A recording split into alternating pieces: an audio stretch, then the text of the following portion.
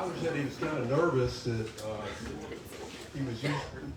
I said, well, you're used to crowds like this, and he said, yeah, but you're used to making a lot of noise and drinking. But thanks for coming out, everybody. A couple of announcements about upcoming events tomorrow on Thacker Mountain Radio, which will be at the Powerhouse. The featured author will be Marissa Moss, author of Her Country, which is about women in country music. I'm guessing maybe there will be a guest woman country musician, maybe? I don't know.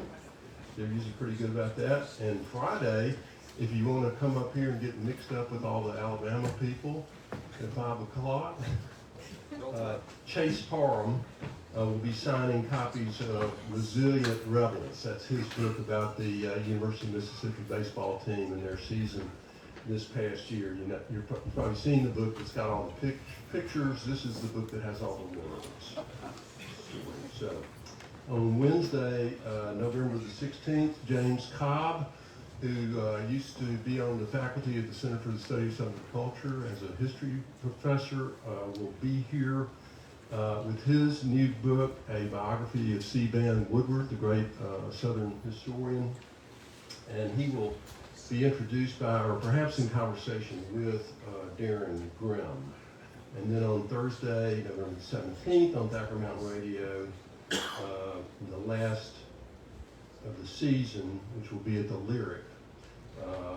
That's November 17th. The featured author will be Sean Dietrich with You Are My Sunshine.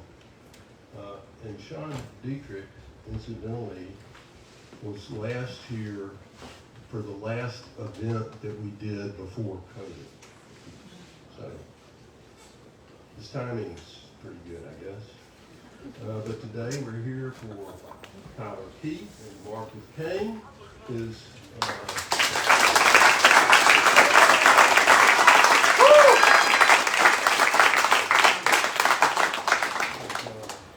War is first outing in the writing world. War, he's going to be in conversation with Ace Atkins. You can applause, Ace.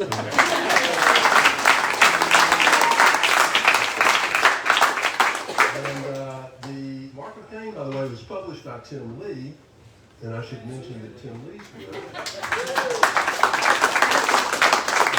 I saw A Dozen Faces is available here. It's up on the counter up there. Welcome, and Ace and Tyler take the stage and go at it. Go to it. Thank you. Thank you. Thank you, sir.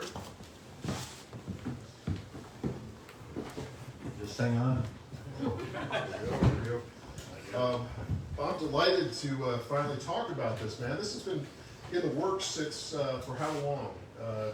We started talking about you starting a book, but it seems like 5 years ago or longer? It's probably longer. Near like 7 years or something. Yeah. And there's so, and for me, I mean, when I think about, is this loud enough? Is that right? Okay. You know that right now. You and I know you, Tyler, for 20 years. It's been 20 years, and you've always been interested in noir. You've been interested in noir films and books, and that's usually how the conversation has gone between us. It's one of the things we talk about constantly. When did it come to you where you're like, I'm gonna sit down and I'm gonna create something in the vein of the books and the movies that I like? When did you start this process? Well, that's a good question. It's so long ago, I can't even remember, but probably right after grad school, and I had written a biker musical, and which was really fun. You actually tried to get me to be in it. That's right. There was a lot of skeptical people about that. Well, it was, I mean, not to, alienate the audience, I think it was the assless chaps that, I was like, there's a point of dignity here. I think you missed out on something, another career opportunity. Well, so Chippendales. Chippendales. That was another lifetime You'd ago. be surprised how many wedding, bachelorette parties are in need of talented dancers. There's a lot of people out there looking for 52-year-old guy to come out and just dance. So let's get back to the world of this book. Let's talk to me about this book. Is unabashedly pulp and it's noir, and to me, as you and I have talked about it, if there weren't some references to like some modern rock and roll, I really feel like this book, I could have picked it up in the bin over here as far as one of it, like a vintage paperback, and I could have gotten into it. What was in your mind when you started writing this book? Who were some of the authors that you were drawing upon, and who were some of your inspirations? You and I talked about musical inspiration, but book inspirations. Like, what were you thinking about? What did you want this book to feel like? I'm a big fan of Jim Thompson first-person narrative novels like Pop 1280 and Killer Inside Me and Savage Night, and I really wanted to try something like that, and just with a voice of a character, and just I liked and Charles Willeford and stuff like those kind of literal 50s old books. I just really enjoyed the psychological things like that. There's a lot of Thompson in this book. I could feel that. I mean, let's get people into the book. People who have not read the book yet, going to pick it up tonight, and then it starts off with just a great classic premise. Your character Ronnie getting out of prison and finding himself, and it almost read like it did read like a Thompson book when he gets out. But set us up a little bit with Ronnie Harrison and who he is and his situation when we first meet him when he's getting released from prison. Well, he's a guy who's been involved. He went to prison I got a 20-year sentence for he killed a kid in a car. He was in a car wreck, and he was kind of in the family business. And it's set in the late 80s, mid-late 80s, where in Florida there was a big sort of the drug war was in full swing, so they were making room in prisons for kind of older people and so he got out unexpectedly early and really wasn't prepared for going back into society, and he had a grown daughter that he was interested in reconnecting with, but he had spent the time really in almost like a kind of a ambient state of just where he had closed everything down, and then was just let out, and then it sort of opened up a lot of things that he had put down. I always liked that element of noir, And everything goes according to plan. Once he gets out and he reconnects with, I don't want to spoil anything, he reconnects with his daughter. He finds, it's basically eat, pray, love. Exactly. That's how it works out. I think the definition of noir, when we think about what noir really is it's people with sometimes good intentions with their life unraveling. And so Ronnie has a situation that he gets into that sounds like a good deal, sounds like a positive thing, is this work camp situation that he gets into. And what's the name of it? It's called Camp Eden. Camp Eden.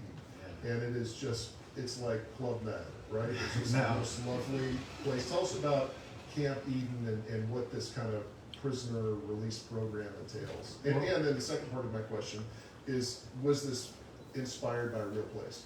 Well, I had a friend who had some troubles and wound up in a kind of a halfway house outside of Memphis, and he just told me some terrifying tales where you just basically locked up at night in there, and there's people who've just gotten out of prison. There's people that might be homeless, and there's just a lot of, and then they take you out to work, during the day to pay for your room and board. And so I was sort of interested in that as a subtext of kind of like, are you really out of, so yeah, it was based on kind of a real thing. And then it was based on also as a kid, there was a place, it was probably a lot better than Camp Eden, but there was people would come to my church and they would be outside like smoking, kind of, separate from the congregation. And I was sort of interested in just the fact that, the Cain and the Cain and Abel story, it's people that are just kind of marked with their past and stuff. So that was kind of the initial, spark for the campy. It's so much it's hard to talk to you, Tyler, and talking about books and talking about noir and classic stuff, but it's hard to talk to you without talking about music. And so much of your music over the years, is really feels like about oppression and a bit rebelling against the man, rebelling against the machine. Is it, how much, one of the questions you always get is, how much of you is in that character, but was it easy to kind of draw on those inspirations, those musical inspirations of fighting back against the system with somebody like Ronnie? Is that, have you felt like that at times? Were there times when you were as a kid or whatever growing up in this area? Well, growing up in kind of a Calvinist type background with my school and so forth, and you're sort of early on faced with this sort of dilemma, like there's a chosen. If God knows everything, then He chose the people, for salvation. So there's always the thought when you're younger that, like, well, what if I didn't get chosen? Yeah. And then so it's sort of like I've always kind of just felt like it's a very sadistic philosophy. Sure. But then There was kind of that thing with a lot of deeply noir characters, and call them heroes or anti-heroes, where they feel like this is their lot in life. This is just who they are. Mm-hmm. It's not necessarily they feel sorry for themselves, but this is just who they were born to be. This is what the ticket that they've gotten. Yeah, I sort of wanted the Ronnie Harrison character to be somewhat passive because he's just completely unsure of what to do. And but I was talking to a friend of mine that works as a lawyer for people on death row, read the book and said, I deal with people like Ronnie all the time, people that want to do good, the right thing, or be just decent, but I feel like with noir films, it never starts off necessarily with people wanting to do the bad thing. It's Right. always just, one more job, one more thing. Exactly. If I can make this one decision in my life, everything's going to go right. Yeah. So Ronnie comes up, so he gets out of prison, and first thing he does, of course, as a noir character's got to do, is he's got to get a drink. And he meets this woman, Darlene. And so tell us about Darlene and what does she mean to Ronnie? Because there's this constant kind of pull back to her. Well, I think, he just immediately leaves prison and goes to the closest bar, and then meets a woman there, and I tried to write like the worst sex scene I could possibly think of. I read it earlier today, and I read it again, and I read it again. So I made a good effort at it. It's sort of like she's kind of another sort of avenue out of the situation, because she's outside of a lot of the action and a lot of the people involved. So he's constantly thinking about her as this possibility, you know, like, so he keeps, you know, trying to make contact. Usually when things go bad with his family that he's trying to reconnect with, you know. You know, you talked about Thompson, and I mean, there's certainly a lot of parallels, and I can tell your influence both in your music and in your writing with Jim Thompson. But I'm also drawn the thing you have here with Florida. And for me, I used to be a newspaper reporter in Florida, and I know this really strange world of like, and you capture it just perfectly with the seedy rundown tourist motels and kind of the forgotten Americana, and it really read so much to me like old Johnny McDonald. And there's like these little pockets of unexplored seediness, you know, that are well intentioned. You know, they're supposed to be places where you're going to come and sit by the swimming pool or whatever, but they can find some of the most darkest personalities that are drawn down to this region.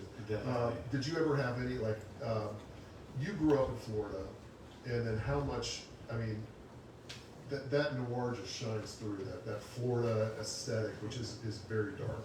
I think that's one reason for setting it in the 80s. There was still a lot of that old Florida that was still there. There's a lot of places that, you know, have been turned into these, you know, expensive. But there was, I still love the flashes of old Florida, because I think in some ways Florida was a place that you could disappear in a way, and I was interested in the worlds that colliding with you know, the sort of the beach atmosphere, and then with just a few miles away, you know, there's another part of the culture. When I was younger, I came to Mississippi before I turned 18, and really the culture here was very evident. It was immediately started seeing a lot of blues players, and there were writers from here, and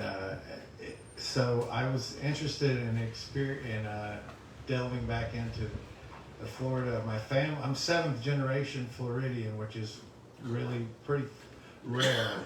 So I was interested in that aspect of it, you know, and then There's like a crossover, there's like a bleed over your book. I was going back and I was reading the prologue and I almost was like, I couldn't tell what was you and what was, you know, was your narrator, you know, and who was Ronnie and which one was Tyler. How much of that family history, those people in Holmes County, the backstory, how much did you just take from your own family history? A lot of that was from my family history, and my grandfather came from Holmes County, and his father was. We talked about at one point when you were writing this book. You said, "I'm just going to call it Holmes County," and because you wanted to fictionalize. Because I mean, I don't think anyone in Holmes County is going to give you like a. I don't know. They're not going to bring you back and say like, "Thank you so much. You've really made our county look great." But I thought it was great that you just call it the way it is. I mean, is Holmes County? Is this correctly portrayed in the book? Somewhat. You know, I might not have. I don't know. I had one person, a cousin, that was reading it and started out, "Hey, I'm about to dive in," and then I haven't heard from her. But, I've had that experience.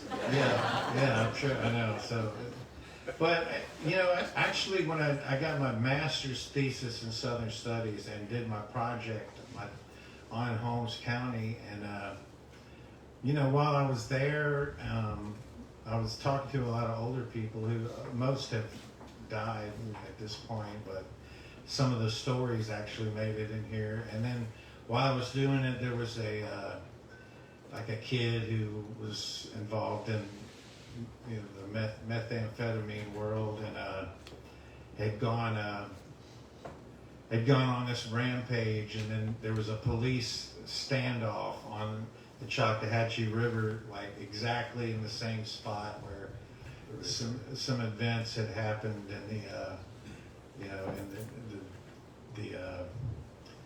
the days of Prohibition and stuff. So you know, there's a lot of great people there, and it's a great, beautiful place. But it's a really kind of, you mentioned this happened in the late '80s or in the '80s, and it really feels very timeless. So again, if you just change, like, do a search and replace on this text, it could have been the '50s.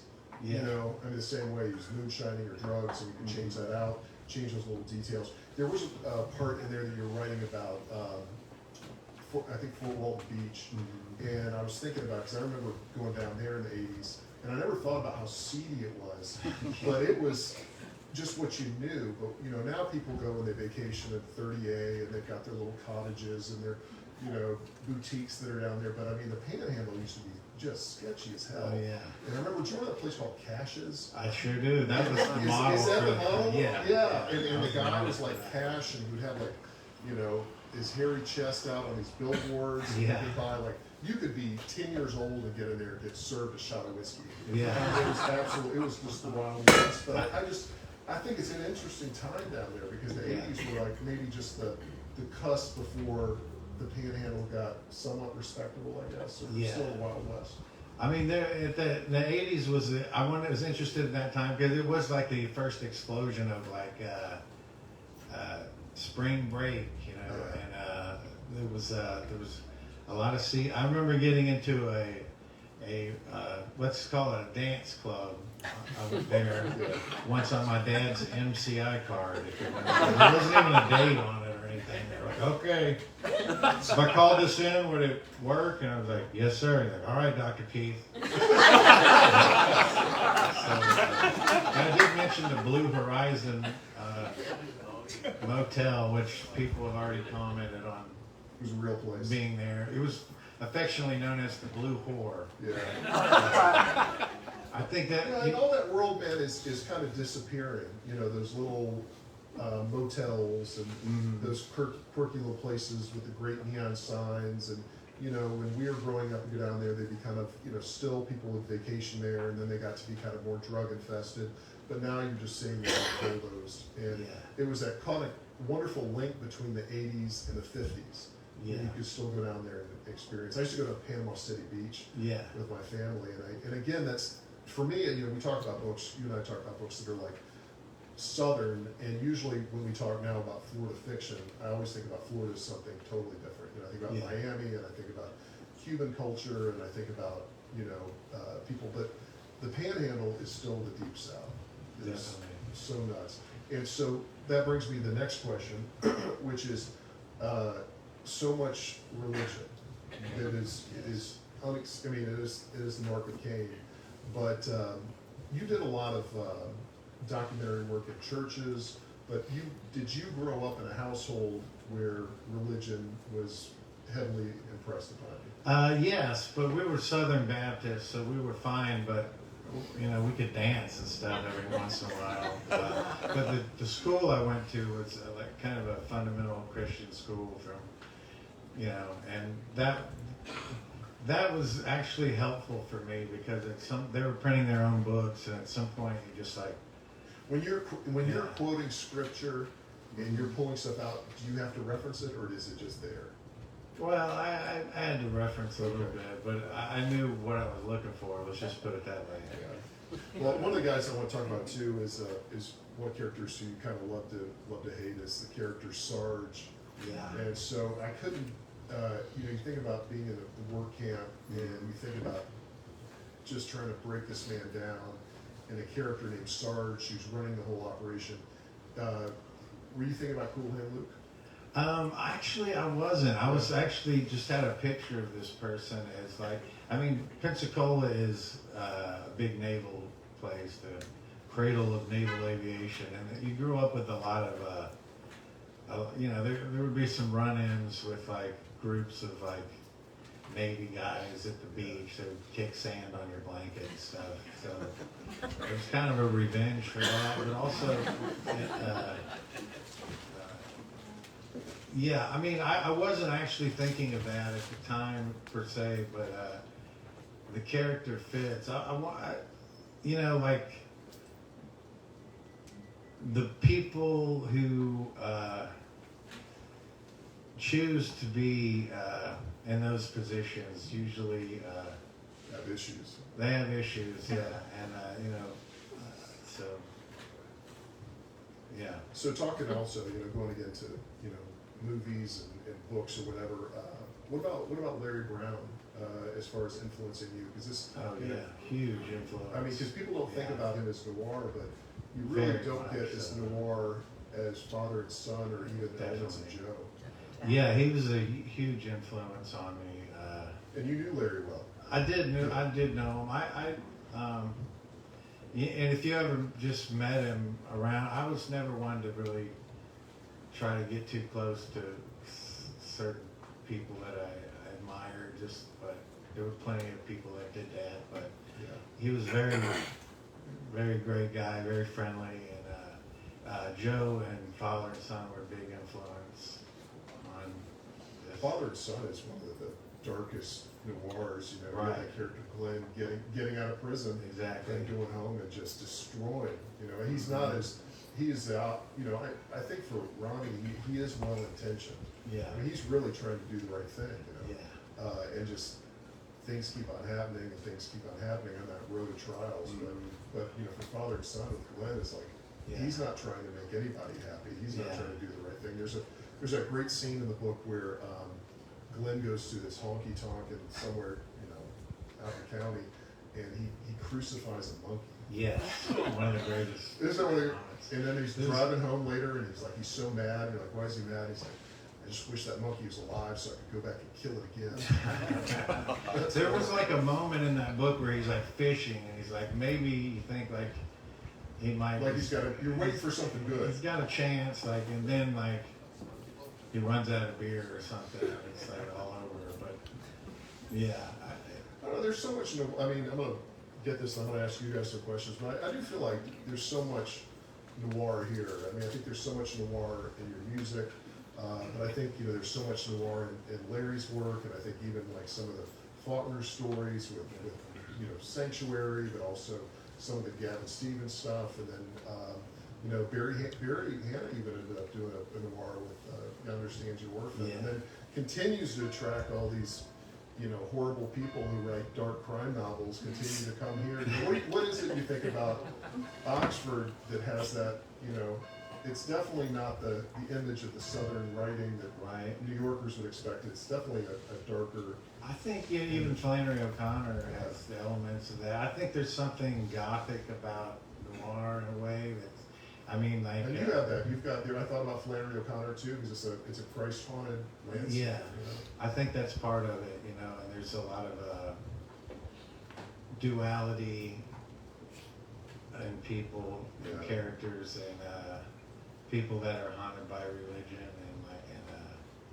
you know, I think we just heard some church bells or something. So it's kind of, They're coming for us. yeah, so I think it's, you know, I think it's an element, you know, here, and I think. Well, you can't ignore it. You know, Yeah. you can't ignore some aspects of Southern life and be authentic. You know, whether it's religion or corruption or, you know, it's just part of it.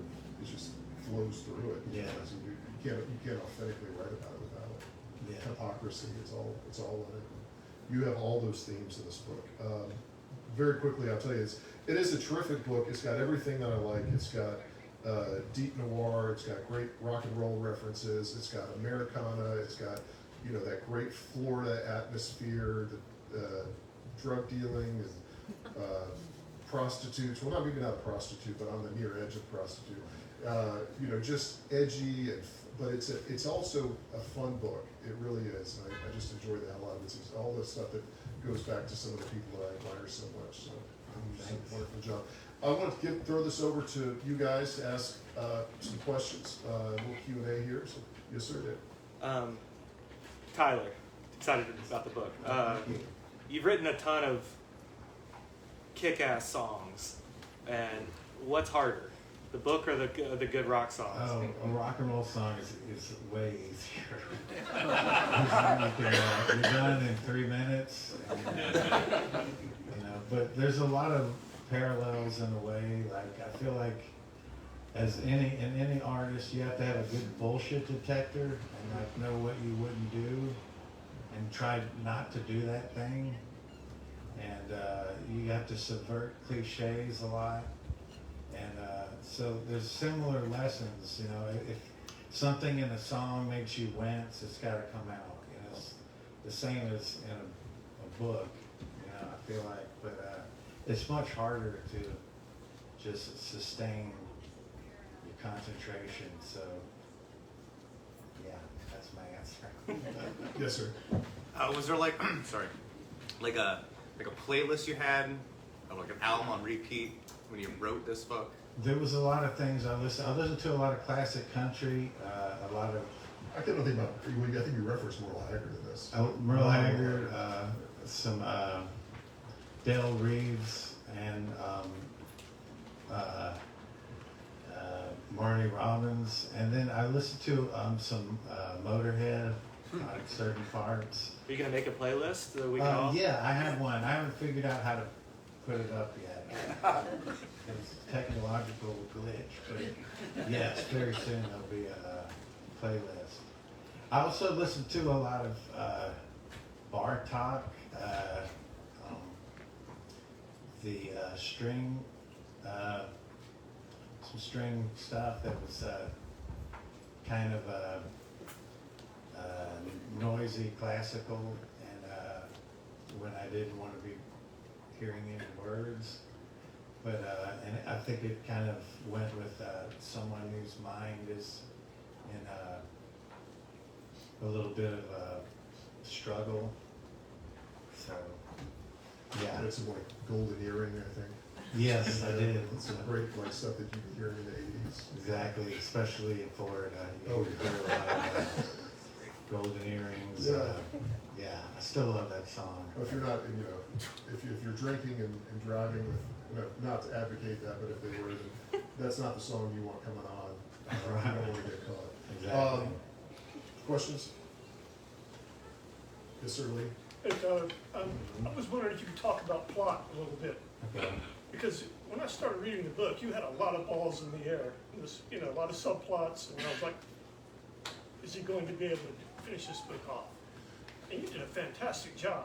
Thank you. I mean, towards the end of it, it was just page turner. And I'm wondering how you did that. I mean, how did you approach plot? Well, I did, I kind of, because I was working, I did a lot of sort of binge writing.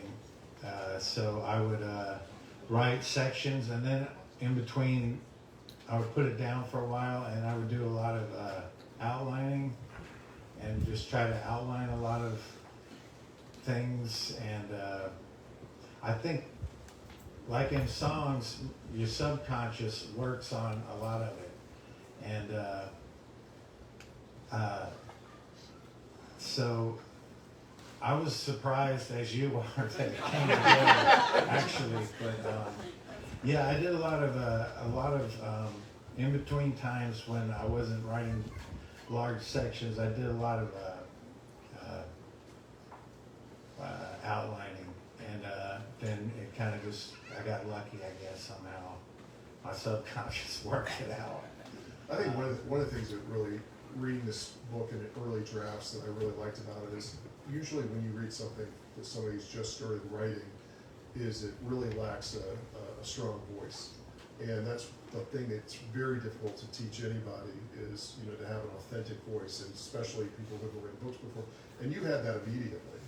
You know, I think that, you know, what Lee was talking about, like some plotting things and mechanical things you ended up working out and making great in the book, but it seemed like just immediately when you started writing, you had a strong voice. Did you feel like that, or did you have to gain confidence? I did kind of feel like that. Yeah. I mean, I was kind of wrote the character as my similar age, like in the early 40s, and at the time, it's kind of an age where you're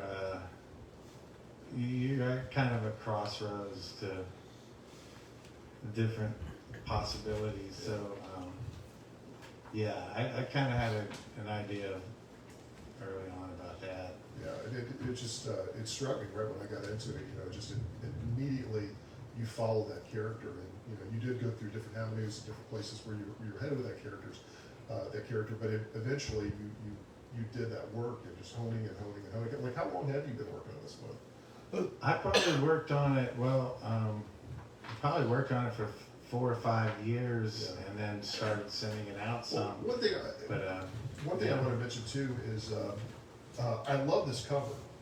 And I'm somebody that I don't even like a lot of my own covers. I'm really judgmental on covers. So tell me about this cover, because this just looks like perfect. Yeah. Like I saw that, I was like, this is just like, even if I didn't know you, this is right down my alley. So did you have any input into what you wanted it to feel like, or?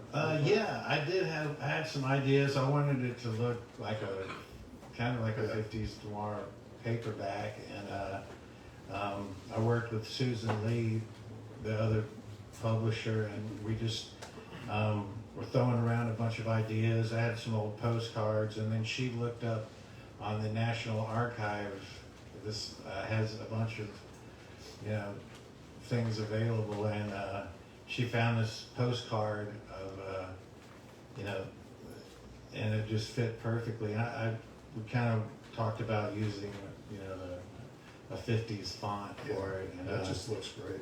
I'm attracted to different looking books in a bookstore. If something's smaller or weirder, it's like That's it. Yeah, and then the size of it, Yeah.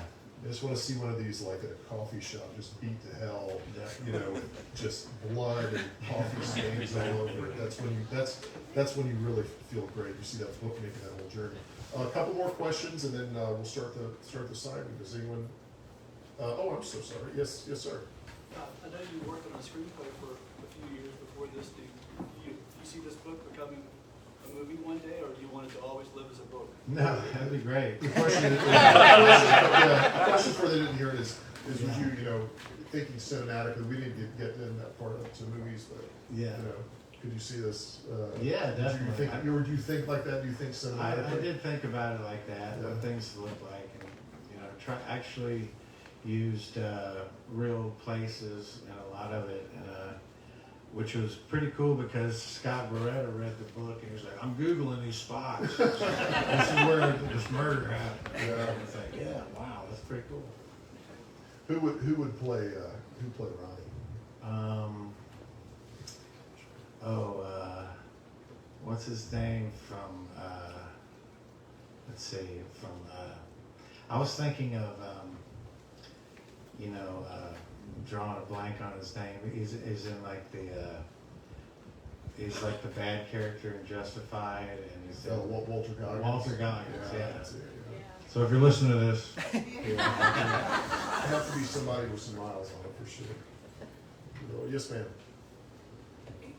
So when you're doing that binge writing, Tyler, are you talking about really writing? Are you journaling? Are you tapping it out? Or are you like sitting and it's a binge? I'm writing in a notebook, wherever. That was a big thing because a lot of times people tell you that like you have to get up at 5 a.m. and like write every day, and it's like that's not me. And I think a lot of people thinks that you can't do it another way, but you can, and that's I would make a few, like a week to work on it where I wasn't working, and would just plan on that and just write as much as I could and try to keep, and then have to go back to work and just leave it at that, and then scribble around until I could get back to it.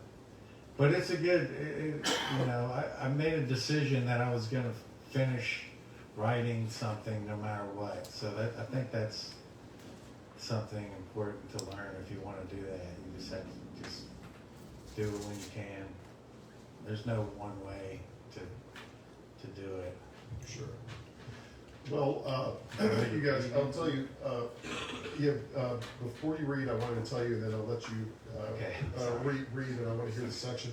But it was funny, I remember when I first met you like 20 years ago, and it may have been a Square Books Christmas party, and I think when I moved here 20 years ago, I had a certain expectation of, what was Mid-South music, what was Memphis music, whatever. And everyone was like, "Who is this guy, man?" It was like you're playing. Who is this guy? And it was so raw and full of emotion, and it was hard boiled, and it hit you in the gut. And I was like, "Oh man, I'm in.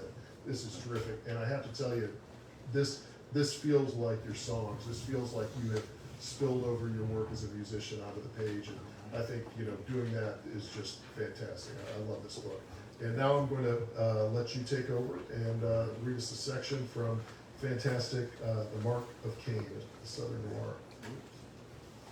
I'm at the place in my life where I have 2 pairs of glasses. Bifocal around. It's not me. Anyway. Sometime in the night, I woke up from a nightmare. My arm was under my body and had gone numb. When I woke up, it was limp and useless. Panic set in and I was slinging around to try and get some feeling back, get the blood flowing again.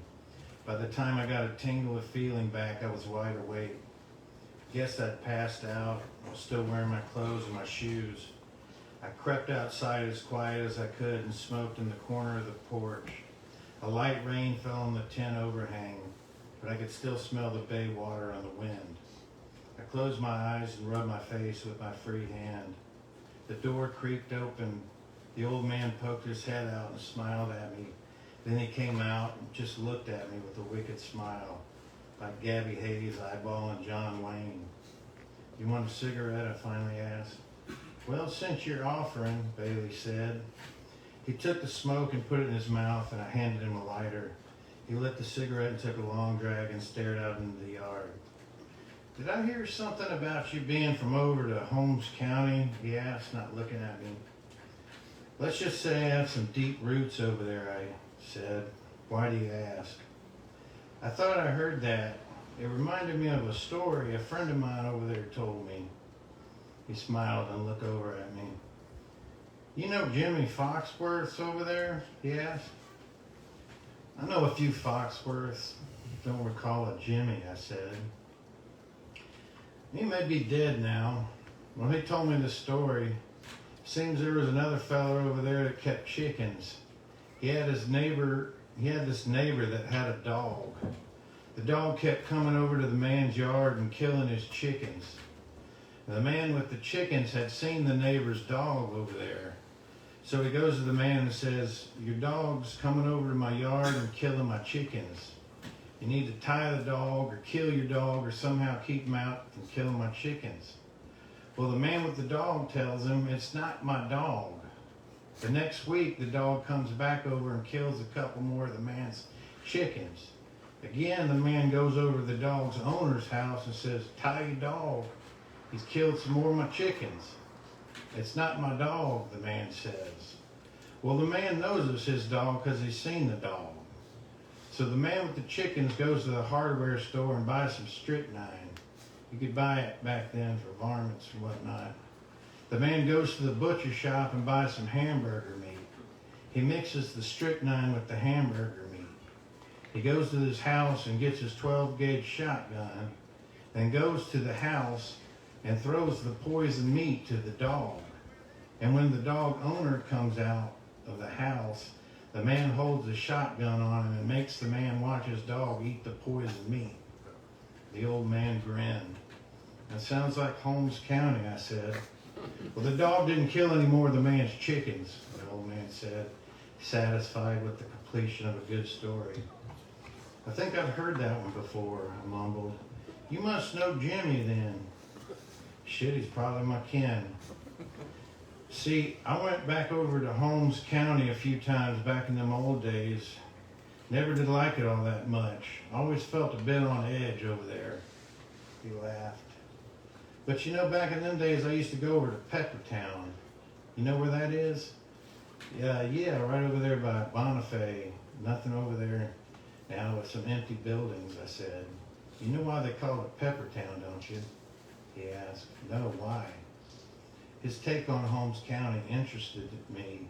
The stories, even though I planned to never go back, the place haunted me. The strangeness, the tall tales, even the bad times meant something. They called it Peppertown because it was hot. He let out a hearty laugh and coughed. They had some boarding houses down there, 2 or 3 honky-tonks, a few houses of ill repute. When I was down there, there was still some logging being done. I guess I was 15, nearly 16. I worked a couple of weeks. Damn hard labor. Come payday, Peppertown would be hopping. Most of the men would start drinking on Friday and stop on Sunday evening if they hadn't fallen out before then. And they had that good, clean corn liquor. Anyhow, second weekend I got my pay and got me a little bottle and headed to my rooming house. I was going to clean up, rest a bit, hit the bottle, and hit one of them honky-tonks. I laid down on my bed, took a few drinks. I hear a commotion outside my back window. These two men are fighting. There's a big man and a smaller man. The big man has the smaller man in some kind of bear hug. The smaller fella is scratching the big fella's face.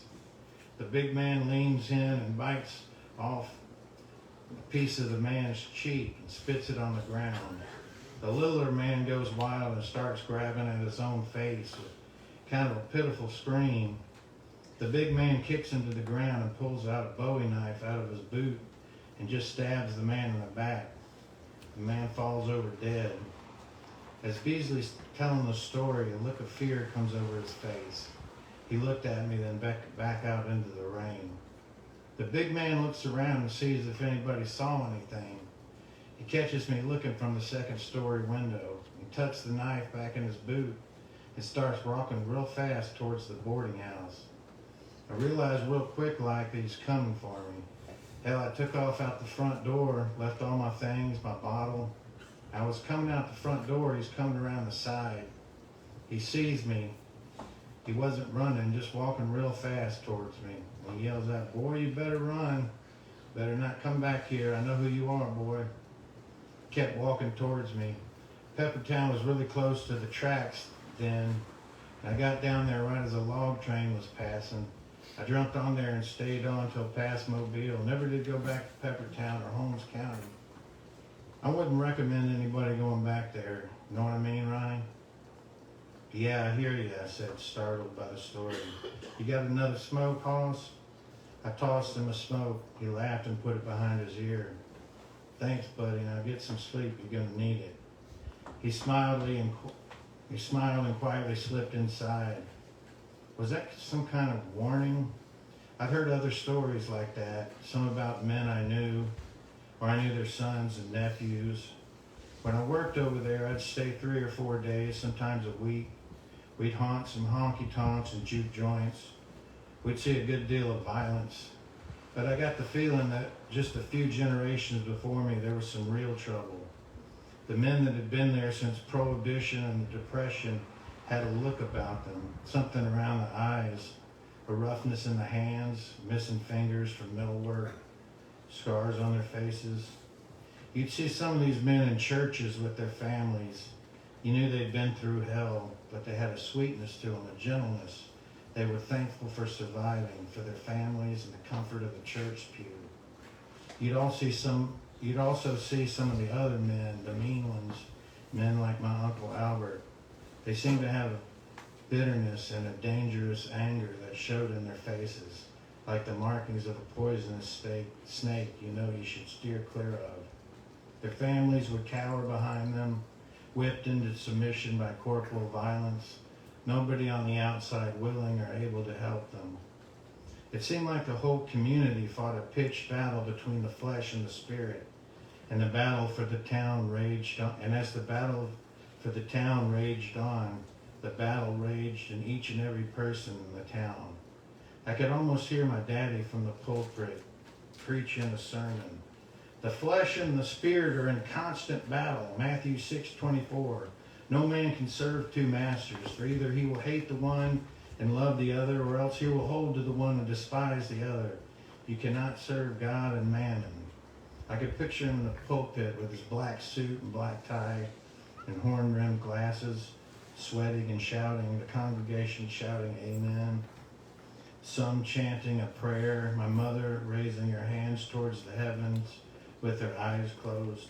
You must choose between God and man. The Bible says in Revelation 3:16, "So then, because thou art lukewarm and neither hot nor cold, I will spew thee out of my mouth." You got to choose, people. As a child, I was afraid. Was I good or bad? My father told me I wasn't old enough yet to decide, but he was sure that I was good. The Lord loved me. I felt nothing but fear. After he was gone, I wasn't convinced that anyone could ever be just one thing. could just love God and not the flesh. I had both in me, good and evil, or whatever you call it. The war would never end. No side would win. I felt like this war just might kill me, and then there would be nothing. It wouldn't matter anyway. It'd be darkness. And if that was the case, maybe the things fighting each other weren't God and the devil, but just destruction and creation. The desire to let the wild side take its course with the violence, sex, and drugs, or the peacefulness of family and the comfort and security of the home. I've been able to put the fight on hold while I was in prison, but now the hostilities have begun again. It was almost like each side was making its case to me through circumstances and through fate and through my reactions to them. There was a third part of me that almost longed for prison again, for the quiet, the walking death of being locked up. But then I thought of Tina and I cried. And out of the tears came a rage, all in a split second. Then tiredness hit all at once. I tossed my cigarette into the rain and quietly turned to my bunk, and somehow I drifted off to sleep.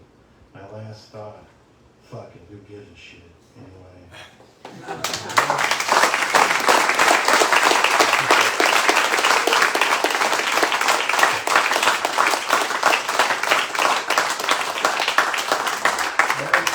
Ladies and gentlemen, Tyler Keith, the book is The Mark of Cain. Tyler will be signing books right now. Get your copy. Thank you guys for coming.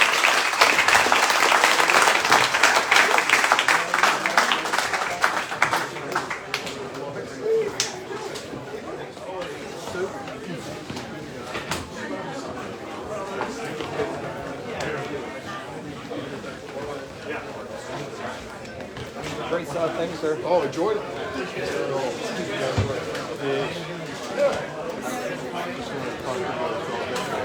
Oh, yeah.